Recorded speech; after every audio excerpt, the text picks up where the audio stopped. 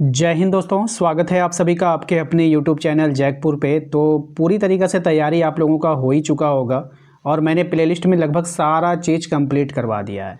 अब आप लोगों का जो बुक है, आप लोगों के JCERT NCERT में आपके बुक में कुछ ऐसे सवाल थे जो कि इम्पॉर्टेंट थे। मैंने सोचा लास्ट में आपको रटना मना है सीरीज के तहत उसका रिवीजन करवा दूँ, ठीक है।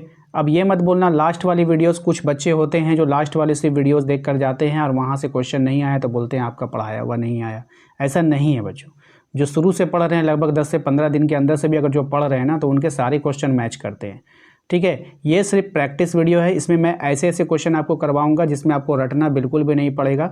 ये आपकी हेल्पफुल वीडियो है, ठीक है। समझ में आता है तो लाइव में मतलब कि इस वीडियोज़ को पूरा वॉच कीजिए, फ़ायदा पहुंचाएगा। क्वेश्चन दिखा देते हैं। देखिए क्वेश्चन है आपका, ये आपके बुक का क्वेश्चन है। अगर आपके पास NCERT JCERT का बुक है तो आप निकाल कर देखिएगा, उसमें आपको ये सवाल मिल जाएगा कि मोहनजोदड़ो की कुछ मुख्य विशेषताओं का वर्णन करें, ठीक है। लॉन्ग क्वेश्चन में ये सब आता है और मैं आप लोगों को समझाऊंगा क्योंकि आखिरी समय में ना आपके पास लिखने का टाइम है ना ही आपके पास रटने का टाइम है। तो चलिए स्टार्ट करते हैं हम। वीडियो को लाइक करके शेयर कर दीजिएगा सभी दोस्तों के साथ।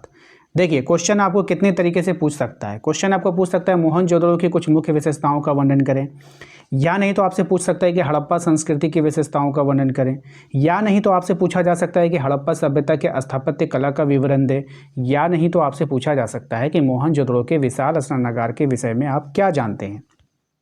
बात समझ में आई? इतने तरीके से आपको क्वेश्चन पूछेगा और सबका आंसर एक ही होगा, ठीक है। क्या होगा चलिए जानते हैं।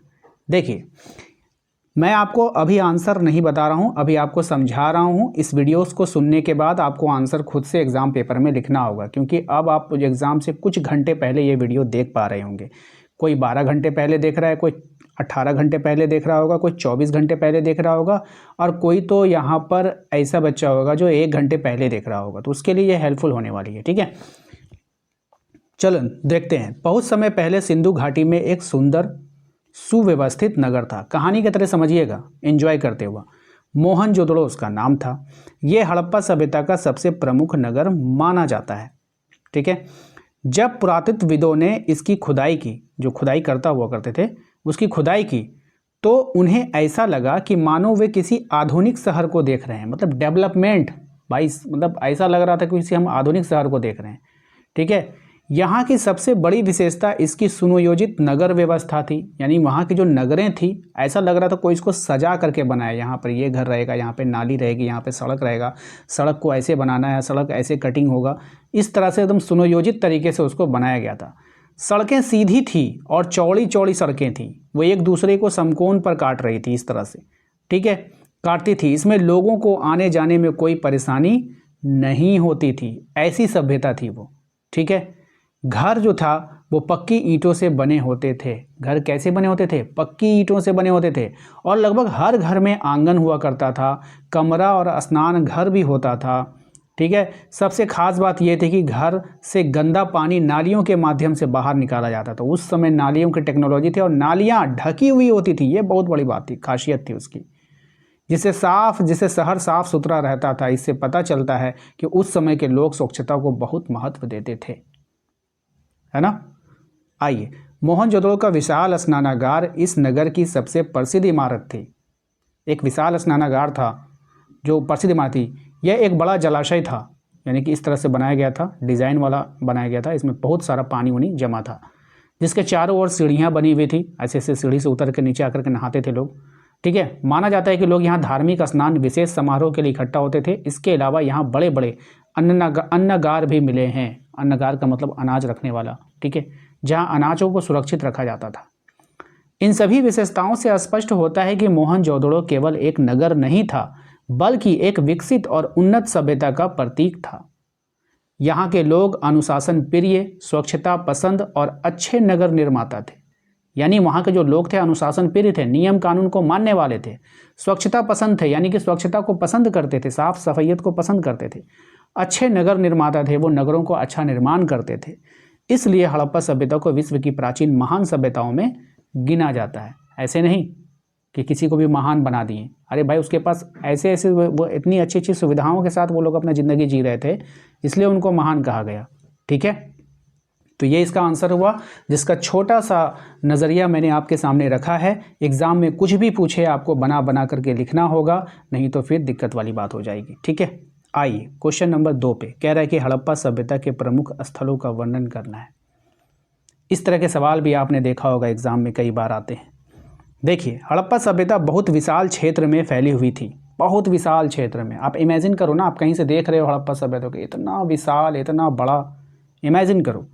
इसके कई प्रमुख स्थल थे जो हम उस समय के लोगों के जीवन और संस्कृति के बारे में जानकारी देते। इनके मतलब कुछ कुछ जगह इनके ऐसे हैं जो उन समय के जीवन शैली के बारे में हमें बताती है कि कैसे लोग थे, क्या करते थे, क्या खाते थे, किस चीज़ का इस्तेमाल करते थे, कैसे व्यापार करते थे, कृषि करते थे या नहीं करते थे, क्या पहनते थे, किसकी पूजा करते थे, ये सब हमें वहाँ से पता चलता है।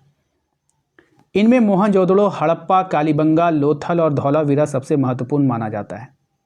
तो ये सब नाम आप भूलोगे नहीं, कहीं बहुत बार इस्तेमाल हुआ है। ठीक है, आइए, मोहनजोदड़ो सिंधु नदी के किनारे स्थित एक समृद्ध नगर था। सबसे पहले हम लोग बात करेंगे किसका, मोहनजोदड़ो का। यह व्यापार और प्रशासन का बड़ा केंद्र माना जाता है। यहाँ की सड़कों, नालियाँ और विशाल स्नानागार से पता चलता है कि यह नगर बहुत उन्नत था। यह नंबर क्या था, बहुत उन्नत नगर था। अब बात करते हैं उसी में हम लोग हड़प्पा के बारे में। हड़प्पा वो स्थान है जहाँ सबसे पहले इस सभ्यता के अवशेष मिले थे, यानी कि सबसे पहले इसके बारे में पता चला था वहीं से। ये रावी नदी के किनारे स्थित है। यहाँ मजबूत दीवारें हैं और अन्नागार मिला है, यानी सामान अनाज रखने की जगह मिली है, जिससे पता चलता है कि सुरक्षा और भोजन भंडारण विशेष ध्यान दिया जाता था। ठीक है, उसके बाद आते हैं कालीबंगन। कालीबंगन जो है, कालीबंगा को कहते हैं। कालीबंगा राजस्थान के घग्गर नदी के पास स्थित है। यहाँ खेतों की जुताई के निशान मिले। कहाँ में, राजस्थान में, जो बताते हैं कि लोग खेती करने जानते थे। लोथल गुजरात में स्थित एक महत्वपूर्ण बंदरगाह था। यहाँ से समुद्री व्यापार होता था, जिससे ये नगर व्यापारिक दृष्टि से बहुत समृद्ध था। आपको पता है, जब आप ये सब पढ़ रहे होंगे ना, यहाँ से बहुत सारे ऑब्जेक्टिव भी आपके कॉन्सेप्ट क्लियर हो रहे होंगे। 5 से 6 सवाल इतने समय 5 से 6 सवाल आपसे पूछ लेगा ऑब्जेक्टिव में। ठीक है, तो कोई भी वीडियोस बेकार नहीं होती है भाई। धौलावीरा कच्छ के क्षेत्र में स्थित है और यहाँ का जल प्रबंधन अद्भुत था। आपसे एग्जाम में पूछ लेगा जल प्रबंधन कहाँ पे था, तो धौलावीरा में। धौलावीरा की क्या विशेषता थी, तो अच्छी जल प्रबंधन थी। वहाँ पे बड़े बड़े जलाशय बनाए गए थे, जिससे पानी की कमी नहीं होती थी। इन सभी स्थलों को देखकर लगता है कि मानो हम एक ऐसे युग में पहुँच गए हों जहाँ लोग मेहनती, बुद्धिमान और संगठित थे, यानी कि मेल मिलाप वाले थे, एक दूसरे से जुड़ के थे। हड़प्पा सभ्यता के ये नगर इस बात का प्रमाण है कि भारत में हजारों साल पहले एक विकसित और समृद्ध संस्कृति मौजूद थी।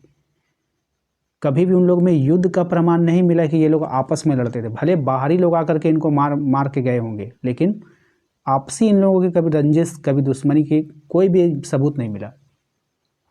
ठीक है, तो ये था एक छोटा सा रिवीजन वाला वीडियोस। ये पार्ट ए था, क्योंकि मैंने इससे पहले भी आप लोगों का रटना बना है सीरीज़ चलाया था, जो पार्ट 1 पार्ट 2 करके आता था।